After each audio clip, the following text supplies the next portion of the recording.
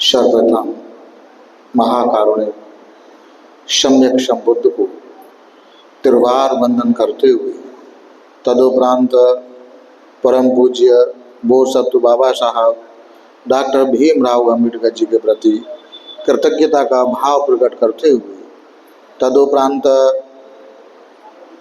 अपने सभी वरिष्ठ बनते गणों को त्रिवार अभिवादन करते हुए तदुपरांत श्रद्धावान उपासक, श्रद्धावान उपासका और बच्चों, आप सभी के प्रति मंगल मैत्री की भावना प्रकट करते हुए आज वर्षावास के पावन पुण्य समय में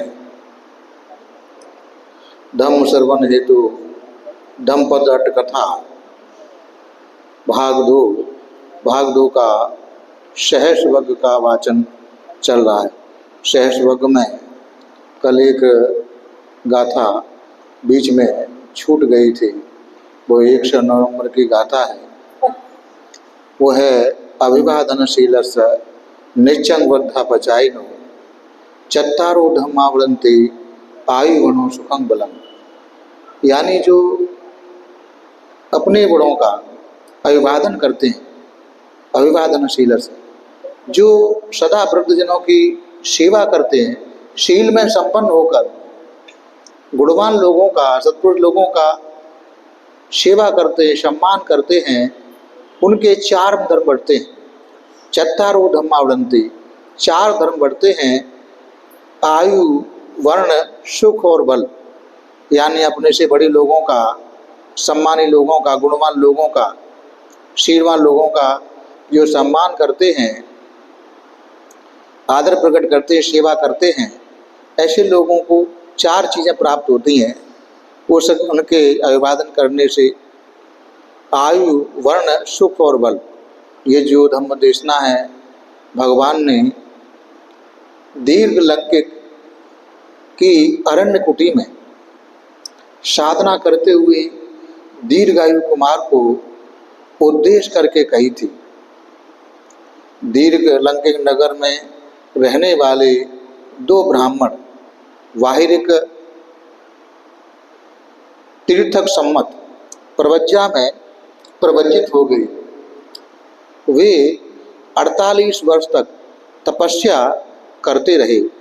उनमें से एक ने विचार किया कि मेरा कुल नष्ट हो जाएगा, अतः मैं तो पुनः गृहस्थ धर्म में लौटूंगा, मैं गृहस्थ बनूंगा। यह विचार कर अपना किया हुआ तप छोड़कर और 100 गाय एवं 1000 कासापन से एक पत्नी प्राप्त कर परिवार बनाकर रहने लगा। तब समय पाकर उसकी पत्नी को एक पुत्र हुआ। उसका दूसरा साथी कभी चारका करते हुए पुनः उस नगर में आया। प्रथम उस द्वितीय का जहाँ आना जाना कर पुत्र एवं पत्नी के साथ उससे मिलने के लिए गया। जाकर पुत्र को माता के हाथ में देकर स्वयं ने उसको प्रणाम किया। इसी तरह माता ने भी पुत्र को पिता के हाथ में देकर उस प्रवज्जित को प्रणाम किया। उसने दोनों को दीर्घायु हो ऐसा आशीर्वाद दिया, परंतु पुत्र के प्रणाम करने पर वह चुप रहा। तब उसको पूछा गया, क्यों जी, आपने हम लोगों द्वारा प्रणाम किए जाने पर दीर्घायु हो ऐसा आपने आशीर्वाद दिया, परंतु पुत्र के प्रणाम करने पर आपने ऐसा क्यों नहीं किया? इससे दीर्घायु होने में एक बाधा है। ब्राह्मण तो कहते बनते वह कितने दिन जीवित रहेगा? ब्राह्मण बोला, केवल 1 सप्ताह। क्या इसके निवारण का कोई उपाय है? कि मैं इसके निवारण का उपाय नहीं जानता। तो फिर इसे कौन जानता है? तो कहते हैं कि श्रवण गौतम हैं, वो जानते हैं, उनके पास जाकर पूछो। उनके पास जाने पर मैं अपने तप की हानि से डरता हूँ। यदि तुमको पुत्र स्नेह है तो अपनी तप की हानि की चिंता छोड़कर उनके पास जाकर पूछो। तब उसने शास्ता के पास जाकर पहले स्वयं भगवान को प्रणाम किया, फिर पत्नी ने, फिर बच्चे ने। उसने समस्त पूर्व घटना भगवान को सुनाई और कहा कि वह अपने हीन सर्वज्ञता ज्ञान के कारण इसका उपाय न बता सका। क्या बनते, इसके निराकरण का कोई उपाय है? कि हाँ ब्राह्मण है। वह क्या हो सकता है बनते? कि यदि तू अपने गृह द्वार पर एक मंडप सजाकर उसके बीच में पीठासन लगाकर उसके चारों तरफ 16 आसन बिछाकर उन पर मेरे शिष्यों को बैठाकर सप्ताह पर्यंत निरंतर परित्राण पाठ कराएं तो इस तरह इस बाधा को नष्ट किया जा सकता है और बाधा नष्ट हो जाएगी। तो कहता है भगवान, मैं मंडप आदि की आपकी बताई सब सामग्री जमा कर दूंगा, परंतु आपके श्रावकों को मैं कैसे पाऊंगा? तो कहते हैं तुम्हारे द्वारा इतनी व्यवस्था कर दी जाने पर मैं अपने शिष्यों को भेज दूंगा कि ठीक है बनते। ऐसा कहकर अपने घर के द्वार पर उपयुक्त व्यवस्था कर भगवान के पास आया। भगवान ने भिक्षुओं को भेज दिया। भिक्षुओं ने 7 दिन रात तक निरंतर परित्राण पाठ किया। 7वें दिन सायंकाल भगवान भी वहाँ आ गए। उनके आने पर सभी ब्राह्मणों के देवता भी जमा हो गए। किसी ने अवरुद्धक नाम यक्ष ने 12 वर्ष तक वैष्णव देवता की निरंतर उपासना कर उनसे एक वर प्राप्त कर लिया कि आज से 7वें दिन इस बालक को तुम पकड़ लोगे। अतः वह भी वहाँ आ गया। भगवान ने वहाँ पहुँचने पर महान शक्तिशाली देवताओं के भी आ जाने से छोटे छोटे देवता वहाँ से पीछे हटते हुए 12 योजन क्षेत्र तक फैल गए। वह जो अवरुद्ध भी इसी तरह, जो बाधा थी वो भी इसी तरह पीछे हटती गई। भगवान भी रात्रि पर्यंत उस परित्राण में शामिल रहे, उपस्थित रहे। सप्ताह का समय बीतने पर वह जो अवरुद्धक बाधा थी उस धारक को पकड़ नहीं पाया। 8वें दिन प्रातःकाल अरुणोदय होने पर, सूर्योदय होने पर ही धारक को लेकर उसके माता पिता भगवान के पास आए। उनको प्रणाम कर भगवान ने उस बालक को दीर्घायु हो ऐसा आशीर्वाद दिया। वह बालक कितने दिन तक जीवित रहेगा भगवान? उस ब्राह्मण ने पूछा कि 120 वर्ष ब्राह्मण है जीवित रहेगा। तब उसका नाम आयुवर्धन कुमार रखा गया। वह बड़ा होने पर 500 उपासकों के साथ विचरण करने लगा। एक दिन भिक्षुओं ने धर्म सभा में यह चर्चा उठाई कि देखो आयुष्मानो, इस आयुवर्धन कुमार का तो 7वें दिन ही मरना होना था। वह आज तक जीवित है और 120 वर्ष की आयु लेकर 500 उपासकों के साथ स्वच्छंद विचरण कर रहा है। क्या इन प्राणियों की आयु के बढ़ाने का कोई उपाय होता है? इसी समय भगवान भी उस धर्म सभा में पधारे। उन्होंने भिक्षुओं की इस शंका का समाधान यूँ किया कि भिक्षुओं, न केवल ये प्राणी आयु वृद्धि ही कर लेते हैं, अपितु ये प्राणी गुणीजनों को प्रणाम करके, अभिवादन करके 4 तरह की वृद्धि प्राप्त करते हैं। संकट से बचते हैं, अपने पूर्ण आयु भोग कर ही उनका शरीर अंत होता है। यह कहकर भगवान ने वह जो गाथा कही, अभिवादनशीलस् निश्चंग वृद्धा पचायनो चत्तारो धम्मा वदन्ति आयु वर्णो सुखं बलं। जो गुणी जनों का, शीलवान लोगों का, अपने बड़े जनों का, अपने वृद्ध जनों का सेवा सत्कार करते हैं, अभिवादन करते हैं तो उन सत्पुरुषों की, ऐसे लोगों की 4 चीज़ें बढ़ती हैं, आयु, वर्ण, सुख और बल। यानी भगवान इसमें अपने बड़े जनों को सम्मान प्रकट करने के लिए प्रेरणा देते हैं, शीलवान लोगों की सेवा सत्कार करने के लिए प्रेरणा देते हैं कि अगर हम ऐसे गुणीजनों का, शीलवान लोगों का, अपने बड़े जनों का, वृद्ध जनों का सेवा सत्कार करते हैं, उनका अभिवादन करते हैं तो 4 चीज़ें बढ़ने लगती हैं, आयु, वर्ण, सुख और बल। तो ये संकेत करते इस बात का कि आदमी सदाचारी कैसे बने, इसके लिए भगवान ने इस प्रकार की देशना कही। उस देशना को सुनकर वहाँ बहुत सारे उपासक थे, वो श्रोतापत्ति फल में प्राप्त हो गए। आयुर्बदन कुमार भी था, वह भी श्रोतापत्ति फल में प्राप्त हो गया। आयु के बढ़ने पर जितने 3 धर्म हैं वे भी बढ़ते रहते हैं। जिनके 50 वर्ष तक प्रेरक कुशल कर्म किया है, उसकी 25 वर्ष की आयु में जीवन पर संकट आ जाए तो यदि वह अभिवादन स्वभाव वाला है तो उसका संकट टल जाएगा, वह इस लोक में रहता है, उसके वर्ण आदि भी इसकी आयु के साथ ही बढ़ने लगते हैं। इसके आगे भी यही विधि समझनी चाहिए, निर्विघ्न रूप से आयु बढ़ने की वृद्धि का प्रश्न ही नहीं है।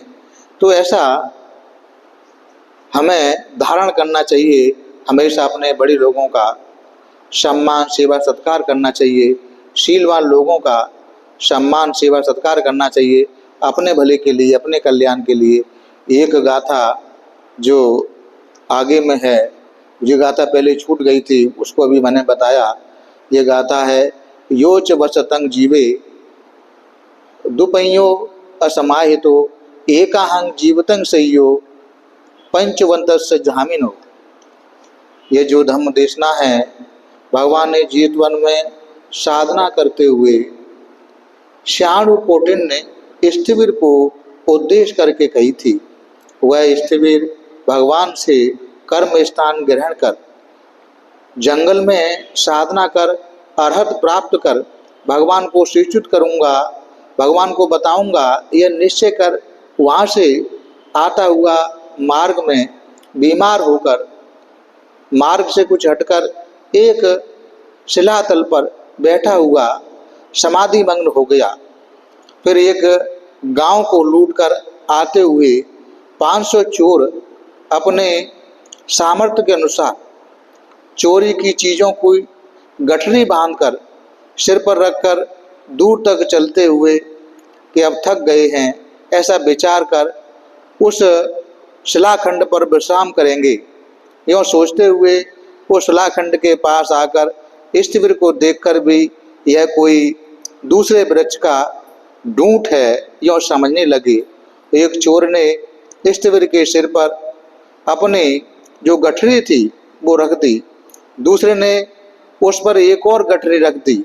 यूँ 500 चोर अपनी 500 गठरियों के साथ स्थिविर को घेर बैठे उनके ऊपर रखते गए और सो गए। प्रातःकाल के समय जागकर अपनी अपनी उन्होंने गठरी लेकर चलते समय स्थिविर को देखकर अरे यह कोई भूत प्रेत है, यह समझकर उससे डरकर वहाँ से भागने लगे। तब स्थिविर ने उनसे कहा, उपासकों डरो नहीं, मैं तो प्रवचित हूँ। वे स्थिविर के चरणों पर गिर पड़े, बैठ गए, क्षमा मांगने लगे कि क्षमा कीजिए बनते, हमने तो आपको एक डूंट समझा था पेड़ का। इस तरह स्थिविर ने अपना अपराध क्षमा कराकर चोरों ने प्रणाम कहा। चोरों के प्रधान ने कहा कि मैं आपसे प्रवज्ञा ग्रहण करूँगा। इसके बाद सभी चोर मिलकर ऐसी ही प्रार्थना करने लगे।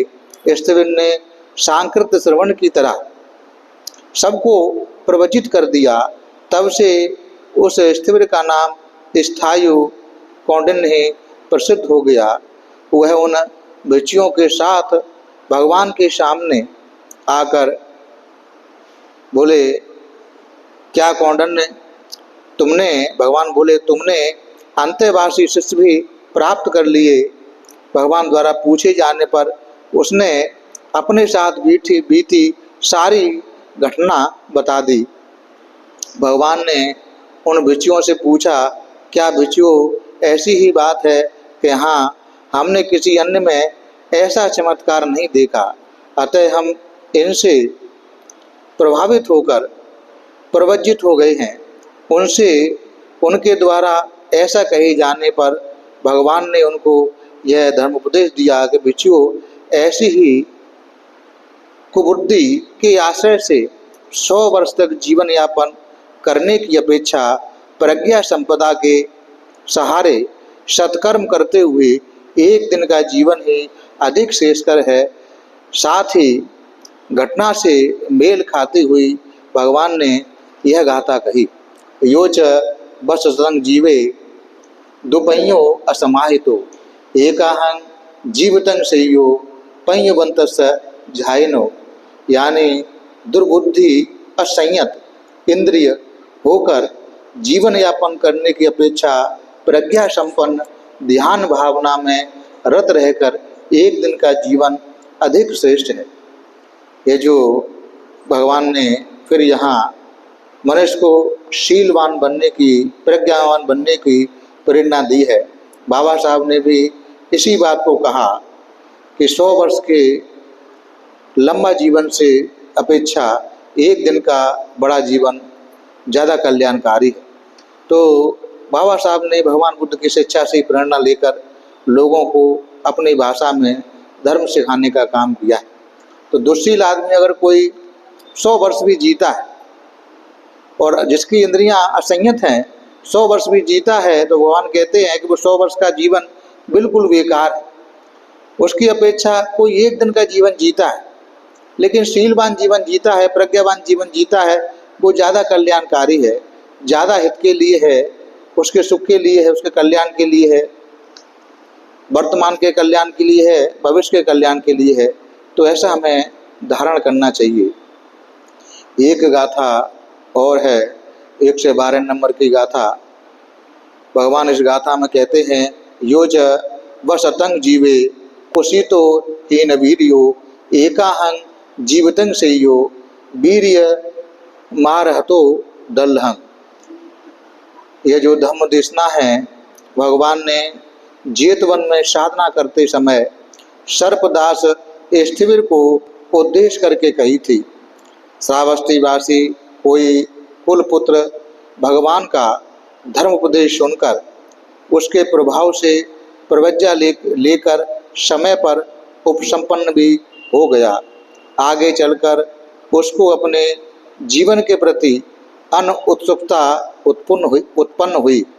तब उसने विचार किया कि मेरे जैसे कुलपुत्र का गृहस्थ होने की अपेक्षा प्रवज्ञा में रहते हुए देहपात कर देना ही श्रेष्ठकर होगा। यह विचार कर वह निरंतर अपने मृत्यु का उपाय सोचता हुआ घूमने लगा। एक दिन प्रातःकाल ही कुछ भिक्षु कलेवा कर अग्निशाला में एक सर्प को देखकर उसे जल पात्र में डालकर उसे ढककर बिहार से निकल रहे थे। जीवन के प्रति अनुत्सुक उस भिक्षु ने कलेवा कर बिहार में आते हुए उन भिक्षुओं को देखकर उनसे पूछा कि आयुष्मानो यह क्या है।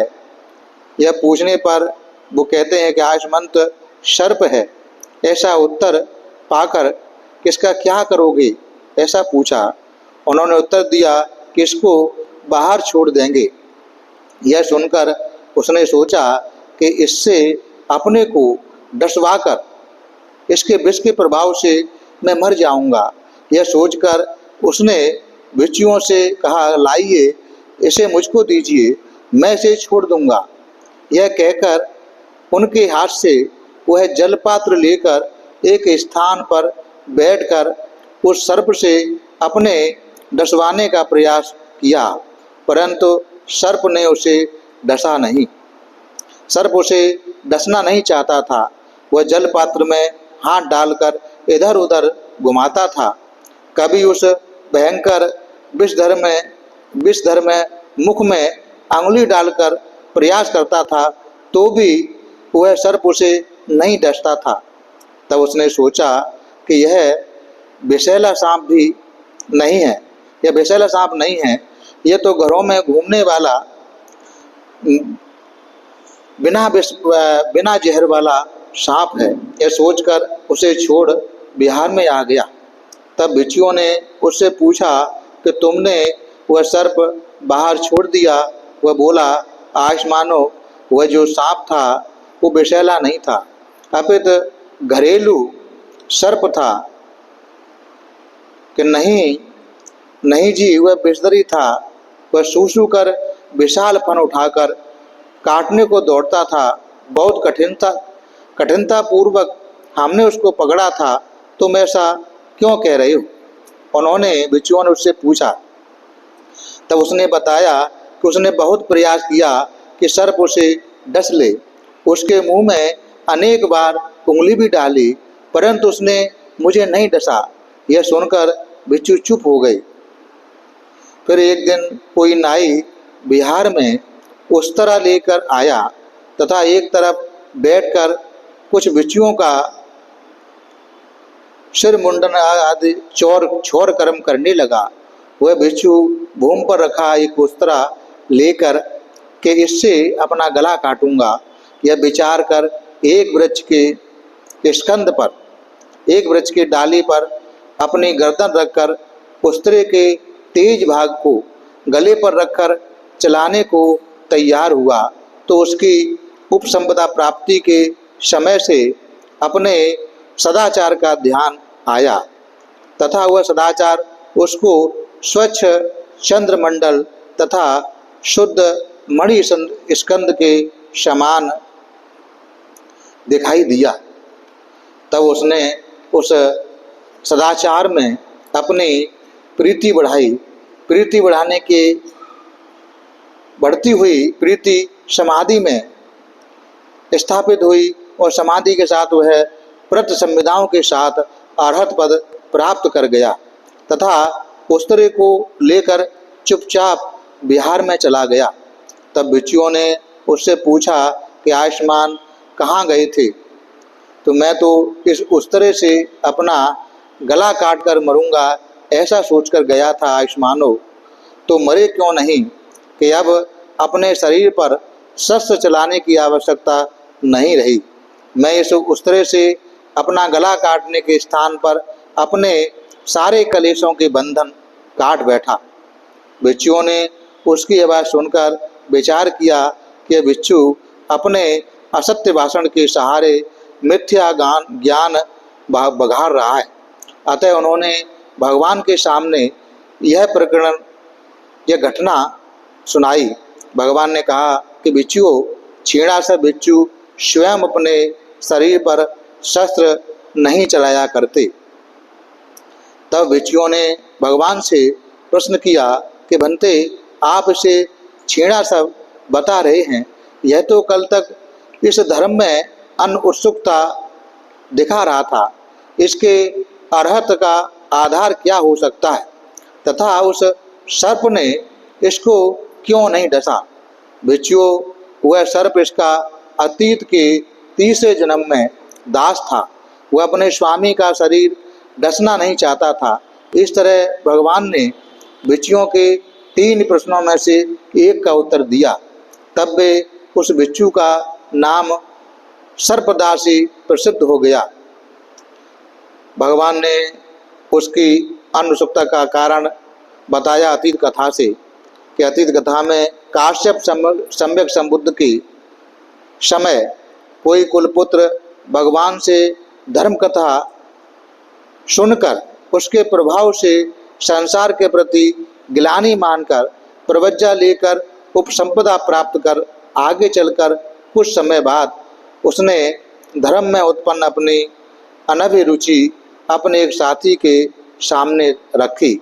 यह सुनकर उसको एक पूर्व घटना याद आ गई बात यह थी कि इस भिक्षु ने कुछ समय पूर्व ही शासन के प्रति अपनी अनभिरुचि प्रकट की थी। वह उस समय किसी जलाशय के तट पर अपना गंदा चीवर धो रहा था। उसका साथी भी इसके साथ था। उस समय इसने उसको कहा था कि मैं यह शासन, यह प्रवज्जा छोड़ दूंगा तो ये चीवर तुम्हें देता जाऊंगा। उन चीवरों के लोभ में ही उसने सोचा कि यह धर्म शासन में रहे या नहीं रहे, यह प्रवज्जित रहे या नहीं रहे, इससे मुझे क्या, मुझे तो इसके ये चीवर चाहिए। अतः वह भी उसको यूं ही समझाने लगा कि हाँ आयुष्मान, हमारे इस भिक्षु जीवन से क्या लाभ है। हमें प्रतिदिन कपाल हाथ में लेकर, भिक्षा हाथ में लेकर, पात्र हाथ में लेकर भिक्षाटन हेतु दूसरे के घरों के द्वार द्वार पर जाना पड़ता है। अपने बाल बच्चों से भी हम बातचीत नहीं कर सकते। आदि बातें समझाता हुआ गृहस्थ धर्म की प्रशंसा करने लगा। तब उस अनुत्सुक भिक्षु ने सोचा कि यह पहले मेरे द्वारा अनुत्सुक हूँ, यह कहे जाने पर गृहस्थ के दोष बता रहा था। आज उसके अपरिमित गुण गृहस्थ जीवन के बता रहा है। क्या कारण है? तब उसके समझ में आया कि यह इन चीवरों के लोभ में ऐसा कह रहा है। तब उसने अपने चित्त को गृहस्थ धर्म में जाने से हटाया। इस तरह उसको कश्यप सम्यक संबुद्ध के समय एक अन्य भिक्षु द्वारा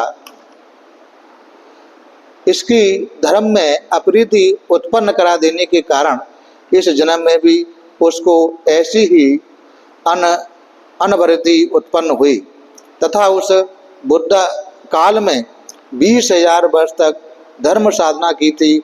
उसका विपाक ही आज इसकी अर्हत प्राप्ति का सहारा बना। वे भिक्षु भगवान के सामने यह सब स्पष्टीकरण सुनकर आगे पूछने लगे तो बनते वह भिक्षु उस तरह से अपना गला काटने के समय ही अर्हत प्राप्त कैसे हो गया? क्या ऐसे क्षण में अर्हत उत्पन्न हो सकता है क्या? तब भगवान ने उत्तर दिया कि हाँ भिक्षु, उद्योग रहित भिक्षु को पैर उठाकर भूमि पर रखते समय पैर भूमि पर रखा जाए या न रखा जाए, इसी बीच में अर्हत प्राप्त हो सकता है। यूँ आलस युक्त पुरुष के 100 वर्ष के जीवन से उद्योगी का एक पल का जीवन अधिक श्रेष्ठकर होता है। यह कहकर भगवान ने यह गाथा कही। योच बसतं जीवे कुशितो हीन वीर्यो एकाहं जीवतं सेयो वीर्य मार हतोढंग। अर्थात आलस युक्त एवं उद्योग रहित पुरुष का 100 वर्ष का जीवन बिल्कुल बेकार है, निरर्थक है। उसके विपरीत वीर संपन्न दृढ़ता पूर्वक रहकर एक पल का जीवन ज़्यादा श्रेष्ठ है उस आलसी जीवन से अपेक्षा। एक कहानी जो एक गाथा और है, थोड़ी बड़ी है, लेकिन इसी को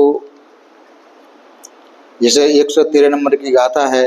योच बसतं जीवे अपसंग उदयं वयं एकाहं जीवतं सेयो पश्यतो उदयं वदं।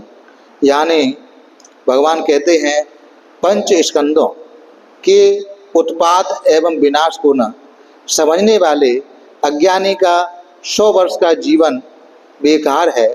उसकी अपेक्षा तो उसी का जीवन श्रेष्ठ माना जाना चाहिए जो एक दिन भी उक्त पंच स्कंदों के उत्पाद एवं विनाश की वास्तविकता पहचानने का प्रयास करता है। यानी जो हमारे 5 स्कंद हैं, इसके उत्पन्न होने के, विनाश के होने के बारे में जो लोग नहीं समझते और वो 100 वर्ष तक जीते हैं, उसकी अपेक्षा जो लोग यह जानने लगते हैं कि जो 5 हमारे स्कंद हैं, उत्पन्न होते हैं, विनाश होते हैं, उत्पन्न होते हैं, विनाश होते हैं, इसको समझने का प्रयास करने लगते हैं, तो वह एक दिन का जीवन भी उस 100 वर्ष के जीवन से ज़्यादा श्रेष्ठ है। यह जो धम्म देशना भगवान ने जेतवन में विहार करते हुए पटाचारा थेरी को उद्देश्य करके कही थी, वह श्रावस्ती के किसी 40 करोड़ धन वाले सेठ की सुंदर पुत्री थी। उसको 16 वर्ष की आयु होने पर उसके माता पिता ने 7 मंजिले महल की ऊपरी मंजिल पर रख दिया। इतनी सुरक्षा करने पर भी वह अपने एक तरुण नौकर से संबंध बना बैठी। तब माता पिता ने उसका विवाह एक अन्य समान जाति के कुल के युवक से करने का निश्चय किया। तब उस लड़की ने अपने उस तरुण साथी से कहा कि मेरा अमुक कुल के युवक से विवाह निश्चित हो गया है।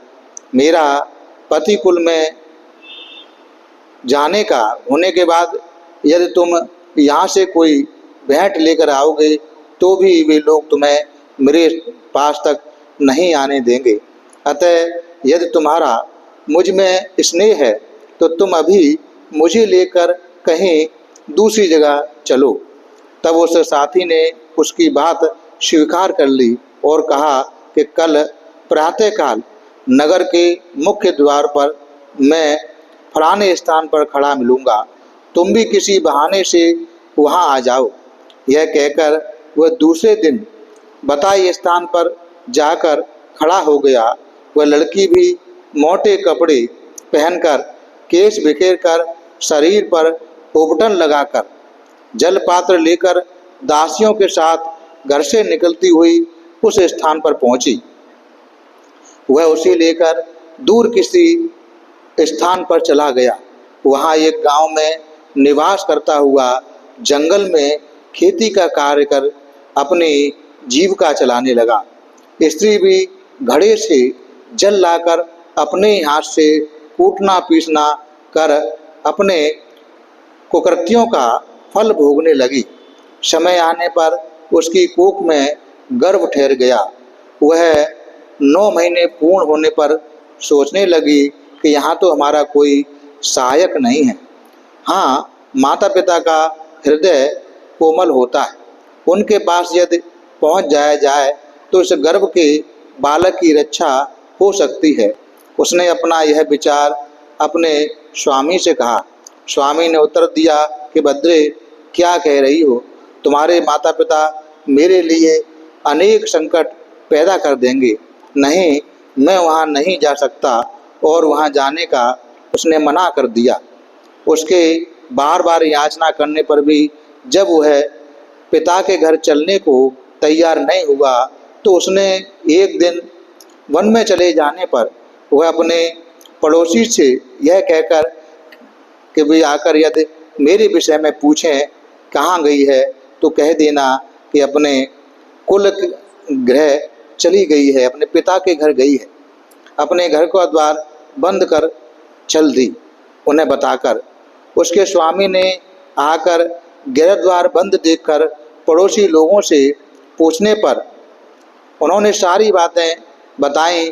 उन्हें जानकर वह भी उसे लौटा लाने के लिए उसके पीछे पीछे चल दिया। मिलने पर उसको बहुत समझाया परंतु पुनः लौटने को तैयार नहीं हुई। तब आगे चलकर उसको एक स्थान पर पहुंचने पर गर्भजन्य पीड़ा होने लगी। तत्काल वह एक वृक्ष के पीछे छुपकर बोली, स्वामी, गर्भजन्य पीड़ा हो रही है। और वह लेट गई।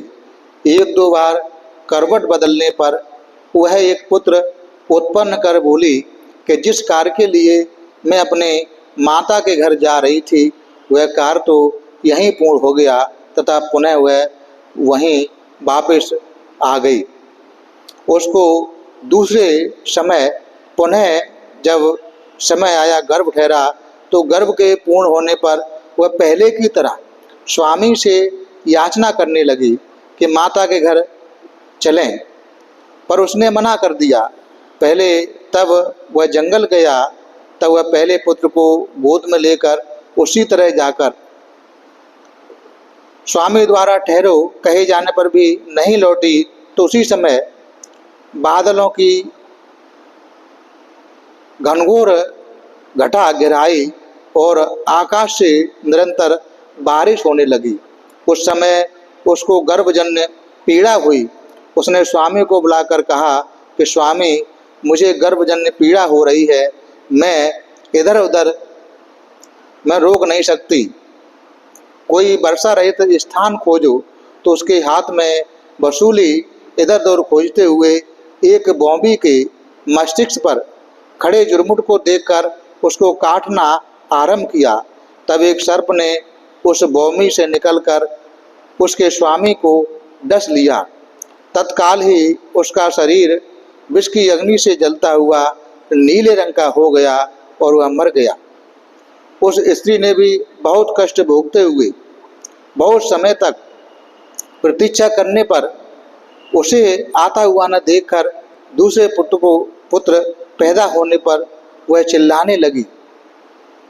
दोनों ही शिशु वायु और वर्षा का वेग न सहन कर सकने के कारण चीखने चिल्लाने लगे। उसने उन दोनों को ही छाती से चिपकाकर दोनों हाथों से भूमि को दबाकर सारी रात वैसे ही बैठे बैठे बिता दी। उसका सारा शरीर रक्त न रहने के कारण पीले पत्ते के समान हो गया। सुबह होने पर वह मांसपिंड की तरह दिखाई देने वाले नवजात बच्चे को गोद में लेकर तथा दूसरे को उंगली पकड़कर, आओ बच्चों, तुम्हारा पिता तो मर गया है, दिखता है, यह कहती हुई उसी मार्ग पर चली जिधर उसका पति गया था। एक स्थान पर एक सर्प बिल में मुंह पर स्वामी का नीला अकड़ा हुआ शरीर देखा तो समझ गई कि मेरे लिए कुछ न करना चाहता हुआ वह मर गया। यों वह रोती कल्पती आगे बढ़ गई। वह सारी रात वर्षा में होते रहने के कारण अचिरवती नदी को पहले घुटने तक, फिर कमर तक, अंत में कंधे तक, प्रमाण की ऊंचाई तक जल से पूर्ण देखकर अपने बुद्धि की कमी के कारण दो बालकों को एक साथ उसके पार ले जाने में असमर्थ होकर बड़े पुत्र को इसी किनारे छोड़कर और जाकर वृक्षों की कुछ शाखाएं जमाकर उनके बीच में छोटे बच्चे को सुलाकर कि अब दूसरों को ले आऊं, यह सोचते हुए शिशु को अकेले छोड़कर जाना उसको भारी पड़ रहा था। वह बार बार पीछे देखती हुई नदी में पुनः आगे बढ़ी। तब वह नदी के बीच तक पहुंची ही थी कि एक बाज पक्षी उस छोटे बच्चे को मांसपेशी समझकर आकाश से नीचे उतरा। वह स्त्री उस पक्षी को पुत्र पर झपटते देखकर हाथ उठाकर 3 बार शू शू शू शू करती रही, परंतु पक्षी दूर होने के कारण उसके शू शू शब्द को न सुनकर बच्चे को उठाकर आकाश में ले उड़ा। उस तट पर बैठा हुआ बड़ा बालक भी माता के हाथ को उठाकर बोलते हुए सुनकर उसने समझा कि मेरी माता मुझको बुला रही है, तो वह भी नदी की तरफ बढ़ा तथा नदी में चला और उसकी धार में प्रवाह में फंसकर वहीं बह गया। इस तरह उसके दोनों पुत्रों में से एक को बाज उठा ले गया तो एक नदी में डूब गया। इस प्रकार वह स्त्री मेरे एक पुत्र को बाज उठा ले गया तथा दूसरा नदी में डूब गया तथा मेरा पति मार्ग में मर गया। यह रोती कल्पती आगे चलती हुई श्रावस्ती में आते हुए एक यात्री को देखकर उससे पूछने लगी कि सज्जन, आप कहाँ रहते हैं? कि बहन, मैं तो श्रावस्ती में हूँ, श्रावस्ती वासी हूँ। क्या आप श्रावस्ती की अमुक गली में रहने वाले ऐसे ऐसे एक घर को जानते हैं? कहाँ जानता हूँ बहन, परंतु उनके विषय में न पूछो, किसी अन्य के विषय में पूछना हो तो पूछो। दूसरे विषय में मुझसे क्या प्रयोजन है? मैं तो उन्हीं के विषय में जानना चाहती हूँ। तो कहते हैं बहन, तुम दूसरे को तो कुछ कहने की नहीं दे रही, क्या तुमने स्वयं रात्रि पर्यंत वर्षा होते नहीं देखी कि देखिए सज्जन, यह वर्षा तो रात भर मेरे लिए बरसी थी, दूसरे के लिए नहीं। मैं अपनी वर्षा का समाचार बाद में बताऊंगी, पहले तुम उस सेठ के कुल के समाचार सुनाओ। तो कहता है, बहन आज रात्रि में वर्षा के कारण उस सेठ का मकान गिर गया, जिसमें सेठ, उसकी पत्नी तथा उसका पुत्र 3 लोग रहते थे। तीनों एक साथ मकान गिरने पर दबकर मर गए, एक ही चिता में वह जल रहे हैं। वह इस चिता का ही धुआं दिख रहा है। बहन यह सुनकर वह उसी समय अपने शरीर से वस्त्रों को गिरते हुए न जान पाई तथा पागल हो गई, विक्षिप्त हो गई और निर्वस्त्र होकर रोती कलपती यूँ बोली कि मेरे दोनों पुत्र मर गए, मार्ग में मेरा पति भी मर गया, मेरे माता पिता, मेरा भाई एक चिता में जल रहे हैं। और यह विलाप करती हुई इधर उधर घूमने लगी। मनुष्य उसे देखकर पागल है, पागल है यूँ कहते हुए उसके सिर पर धूल फेंकते, कूड़ा करकट फेंकते, पत्थर मारकर उसे भगाते थे। भगवान ने बिहार में भिक्षु भिक्षुणियाँ आदि 8 प्रकार के पुरुषों के बीच में धर्म उपदेश करते हुए उसको अपनी ओर आते हुए देखा, तो पूर्व जन्मों में 1 लाख कल्प तक पारमिताओं को पूर्ति कर चुकी थी तथा अधिष्ठान संपन्न थी। वह पद्मोत्तर बुद्ध काल के समय एक विनयधर थेरी को उसकी बाह पकड़कर उसे नंदनवन में सर्वोच्च स्थान पर बैठाते हुए देखकर कि मैं भी आपके समान किसी बुद्ध के समय विनय थेरियों में अग्र स्थान प्राप्त करूं, उनसे यह प्रार्थना कर बैठी। पद्मोत्तर बुद्ध ने भविष्य की बात समझकर उसकी प्रार्थना स्वीकार की और कहा, आगामी काल गौतम बुद्ध के शासन में तुम पटाचारा नाम से विनयधर थेरियों में अग्र स्थान प्राप्त करोगी। ऐसी कुछ अधिष्ठान संपन्न तथा पारमिताओं की पूर्का को दूर से ही आती हुई देखकर कि मुझे छोड़कर इसका कोई अन्य आश्रय नहीं है, क्योंकि वह पागल हो गई थी। नहीं हो सकता, भगवान ने ऐसा विचार किया। इस विचार कर वह बिहार में आए जाए ऐसा उपाय किया।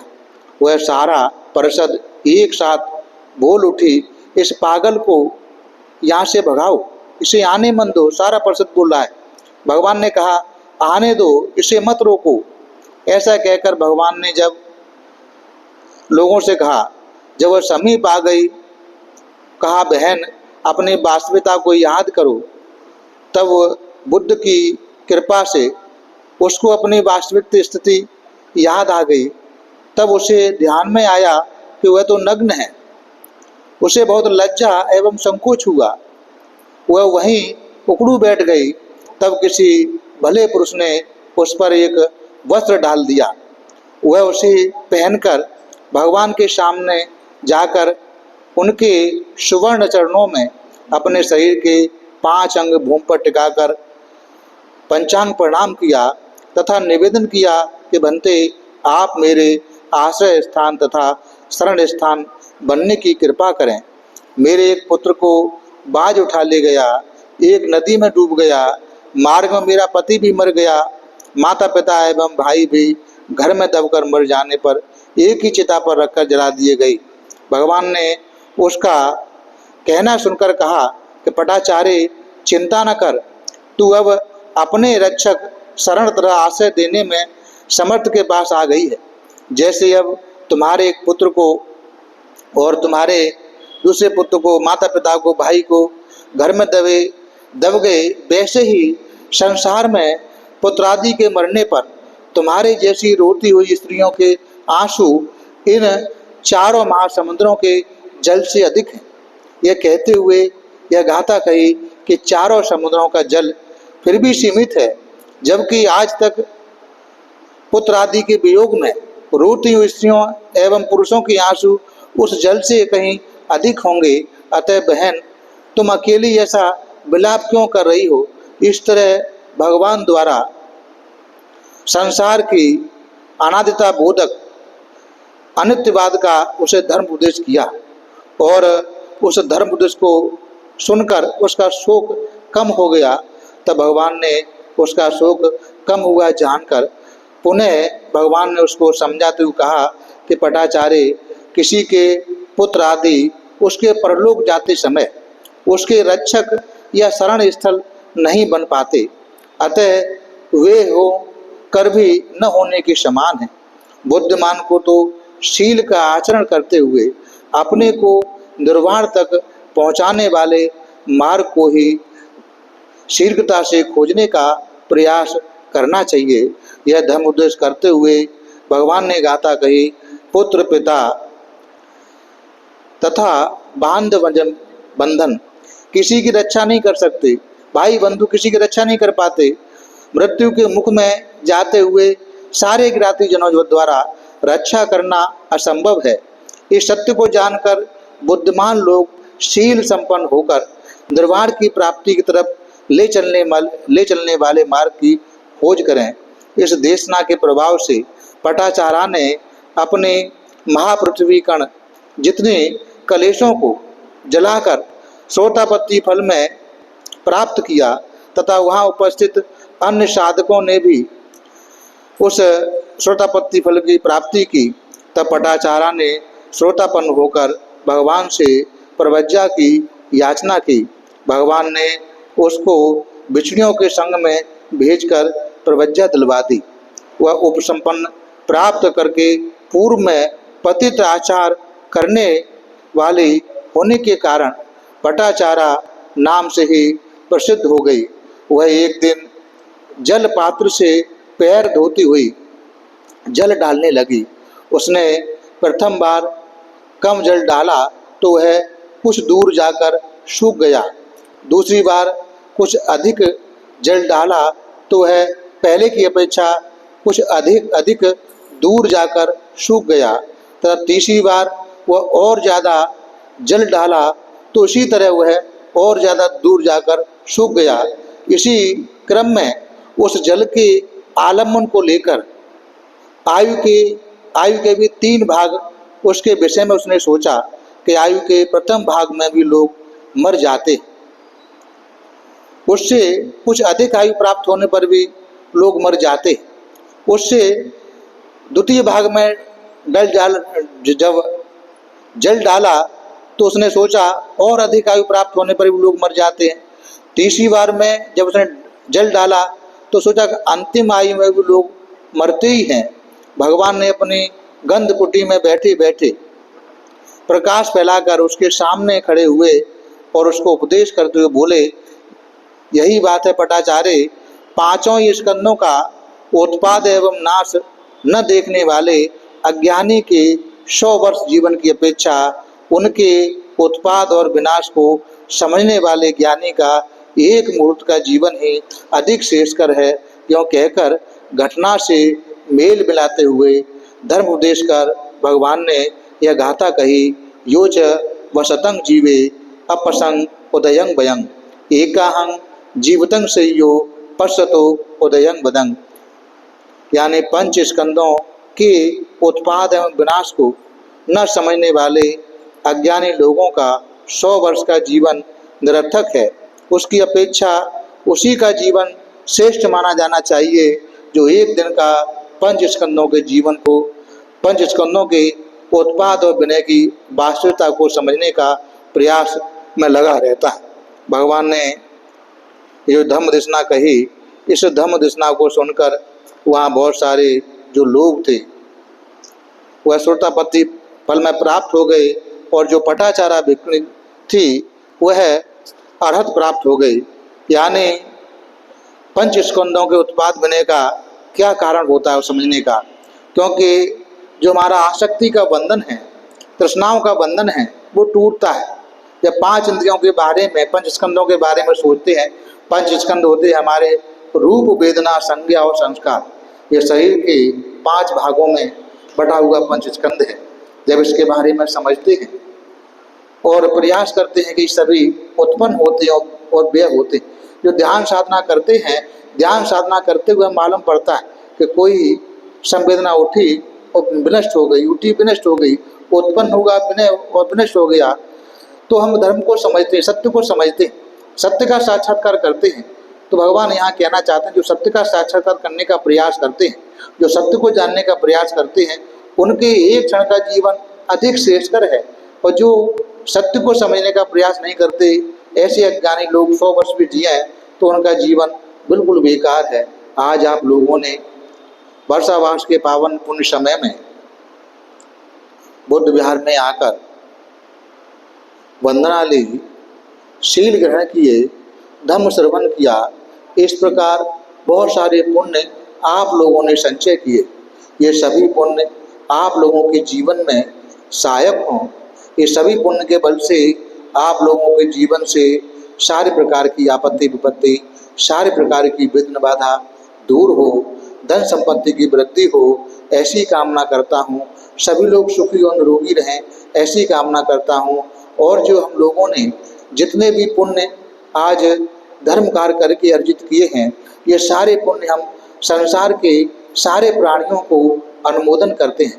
इस पुण्य के प्रताप से संसार के सारे प्राणी दुख मुक्त, भय मुक्त, रोग मुक्त हों। संसार के सारे प्राणियों को 4 आर्य सत्यों का साक्षात्कार हो। संसार के सारे प्राणी कर्म फल के प्रभाव से मुक्त होकर निर्वाण गति को प्राप्त हों, ऐसी कामना करते हैं। और जो हम लोगों को, प्रवचित लोगों को 4 प्रत्ययों से सेवा करते हैं। 4 प्रत्यय यानी खाने को भोजन, हरी बीमारी में दवा आदि, पहनने को वस्त्र चीवर आदि, रहने को निवास स्थान, ये सब दिलाने का जो प्रयास करते हैं, इस पुण्य के प्रताप से इन सभी लोगों का, श्रद्धावान लोगों के जीवन भय मुक्त, दुख मुक्त और रोग मुक्त हों। इन सभी लोगों को 4 आर्य सत्यों का साक्षात्कार हो। ये सभी लोग कर्म फल के प्रभाव से मुक्त होकर निर्वाण गति को प्राप्त हों, ऐसी कामना करते हैं। ये सभी लोग के जीवन में सुख समृद्धि बढ़े, सभी प्रकार की समृद्धि प्राप्त हो, सुख प्राप्त हो, आपत्ति विपत्ति से दूर रहें, सारी विघ्न बाधा से दूर रहें, ऐसी कामना करते हैं। सबका भला हो, सबका मंगल हो, सबका कल्याण हो। भवतु शब मंगलम, भवतु शब मंगलम, भवतु शब मंगलम।